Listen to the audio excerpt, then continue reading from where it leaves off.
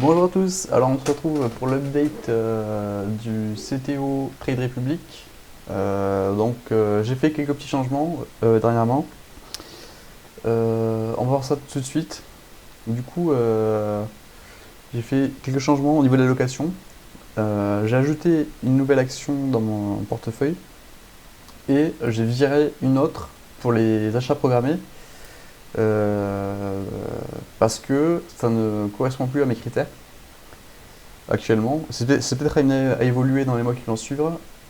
Et j'ai aussi ajouté une petite allocation Bitcoin dans mes DCA, de sorte à pouvoir jouer là-dessus aussi, sur la partie crypto, même si je suis pas très fan. Mais en vrai, au final, ça me coûte quoi? C'est faisable sur Trade Republic, donc autant le faire. Voilà, donc euh, on va voir directement le plan d'épargne. Ordre. Donc, vous voyez, donc, comme je disais à l'instant, maintenant, j'ai augmenté les montants que je mets. J'ai fait ça de sorte à, donc, pendant quelques mois, je vais augmenter mon DCA sur le CTO et je vais baisser de l'autre côté sur le PEA. Donc, sur le PEA, j'ai un montant qui est maintenant assez significatif. J'ai juste à le laisser rouler, entre guillemets. Et là, je veux atteindre 10 000 sur le CTO Trade Republic le plus rapidement possible. Je vais expliquer après pourquoi. Donc maintenant, j'ai mes plans qui sont programmés, donc Alphabet, Amazon, Apple, Meta, Microsoft, Nvidia, le Bitcoin, donc la nouvelle allocation, et Broadcom. J'ai mis Broadcom et j'ai viré Tesla, comme vous pouvez le voir à l'écran. Pourquoi? Parce que moi, ma stratégie, c'est d'investir dans les 7 premières capitalisations mondiales.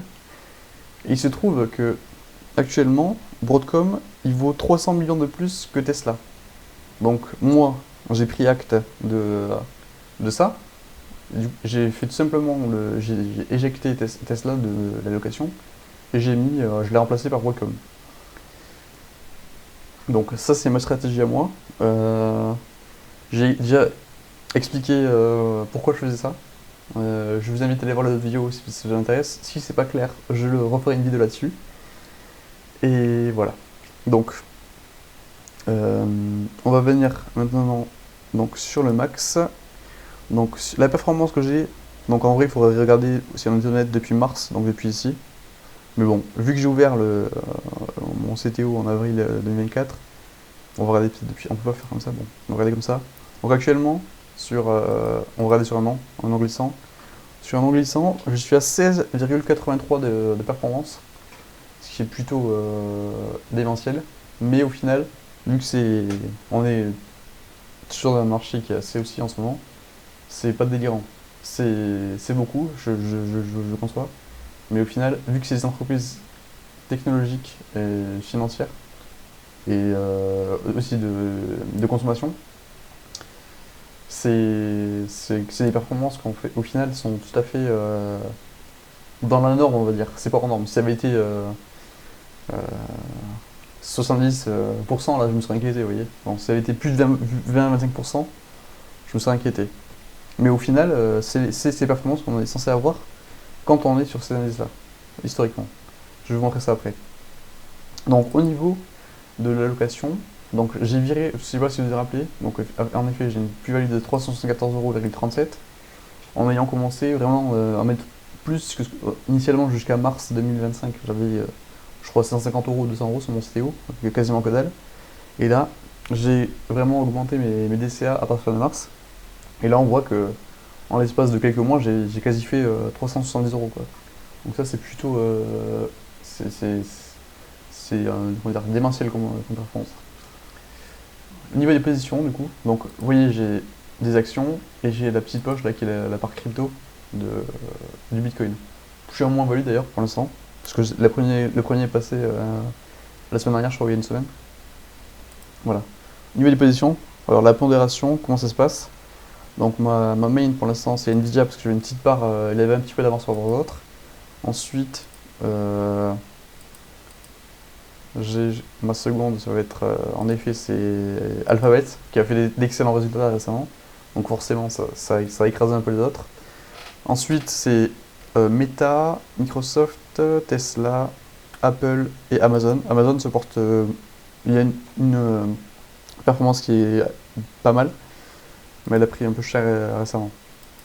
Et ma dernière, donc Broadcom, je l'ai ajouté en fait, je l'avais ajouté, ma DCA, avant les résultats, donc les résultats financiers. Et vous voyez, j'ai fait 13% depuis. Donc j'ai fait 13% en gros en une semaine. c'est c'est n'importe quoi, on va pas se mentir.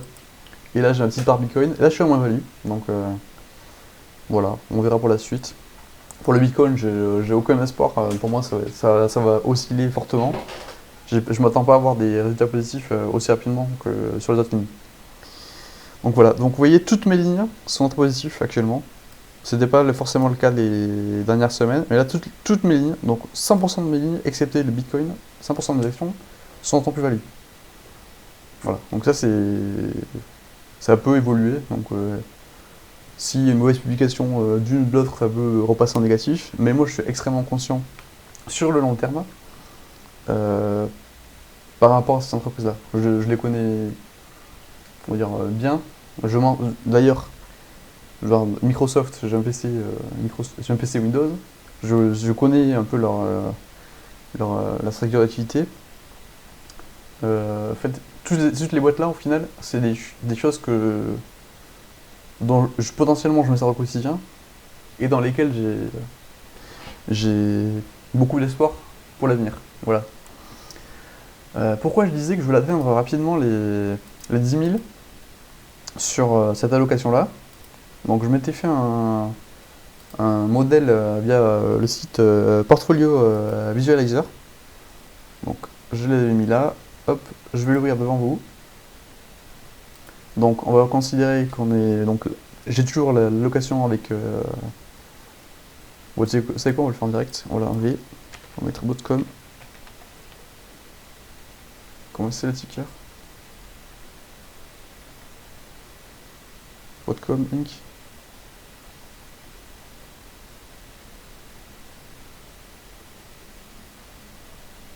Bon, vous savez quoi? Pour l'exercice, on va laisser comme ça, parce que j'ai présenté cela. Donc on va dire qu'on part avec 10 000 euros d'investis initiaux, et ensuite on n'investit plus rien dans le compte titre, pour voir comment ça a évolué depuis la création. Donc on a des portefeuilles. Donc de janvier 2013 à août 2025, cette allocation-là, donc 14, 14, 14, 14, 14, comment ça a évolué? Alors, donc un annualized return de 41%, en moyenne, hein, c'est en annualized return, donc c'est le rendement annuel moyen de l'alloc. Donc 10 000 euros, 10 000 dollars investis au 1er janvier 2013 vaudrait 830 000 dollars 194 au 31 août 2025. Donc, fois beaucoup. Voilà, vous voyez pourquoi je vise rapidement à atteindre un montant significatif. Et une fois que ce sera fait, je laisserai le truc rouler et je m'en occuperai plus du tout. Et ensuite, j'ouvrirai un compte titre sur un autre broker et je ferai une stratégie alternative. Donc celle-là, c'est celle que j'ai travaillé depuis quelques mois, qui me convient parfaitement. Et je vais pas la changer.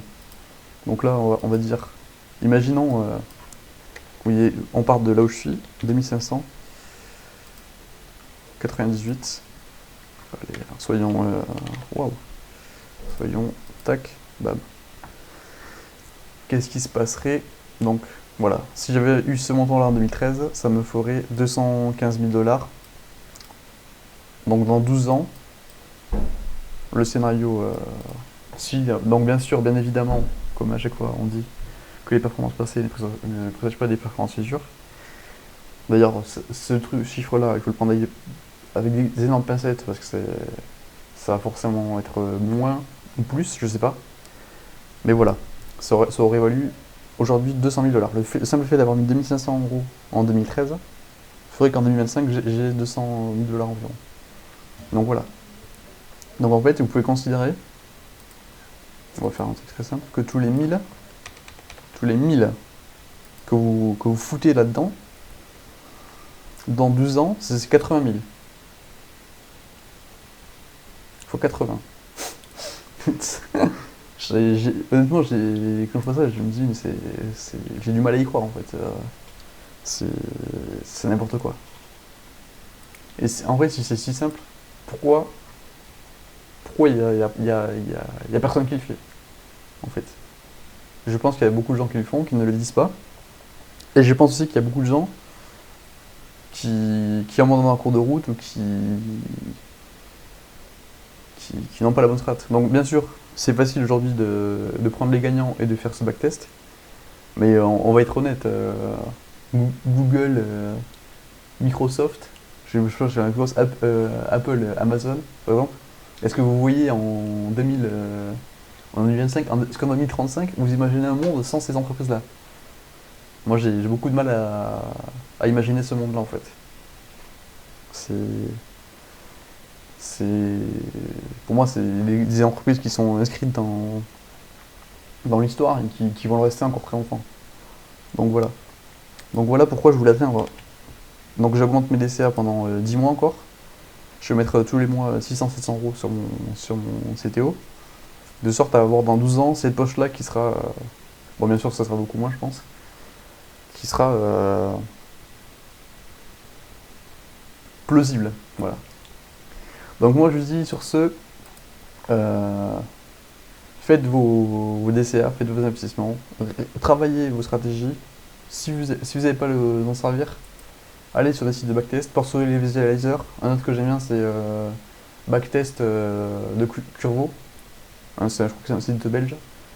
Euh, voilà, faites vos projections, faites des scénarios et essayez de voir la stratégie en fonction de votre âge et de vos capacités d'investissement, d'épargne, etc. C'est laquelle vous correspond le mieux. Donc là, attendez, on va le faire en direct. Imaginons que vraiment vous n'avez pas ça. Vous avez 0 pour commencer. Donc je crois que je suis obligé de commencer avec 1. Cash flows, on va mettre contribute fixed amount, monthly. Vraiment, vous êtes au ras des pâquerettes. Et on va dire, vous pouvez pas vraiment, vous avez une capacité d'épargne qui est vraiment pas ouf. Vous pouvez mettre que 50 euros par mois. Ok, 50 euros par mois, même au SMIC, je pense, c'est jouable. Qu'est-ce qui se serait passé si on avait fait ça avec cette allocation? Voilà, ça vaudrait 124 000 $, 715 aujourd'hui. Si vous avez commencé en 2013, 50 euros, 50 $ tous les mois, bam bam bam, 124 000. On va tester avec 100. Normalement, ça fera x2. Voilà, 249 000. Donc voilà, en fait, l'input-output, c'est le résultat en output est linéaire. Par contre, en fait, plus tôt vous avez un montant initial élevé, donc par exemple, il vaut mieux avoir aujourd'hui, si vous les avez, ce n'est en aucun cas un conseil d'investissement, je ne suis pas conseiller en investissement financier, si aujourd'hui vous avez, je sais pas, 2000, et que vous ne voulez plus contribuer, stop, 2000, vous voyez, on arrive à 166 000. Donc en fait, l'effort que vous avez fait avant, il est plus important que l'effort que vous allez faire demain. Donc voilà.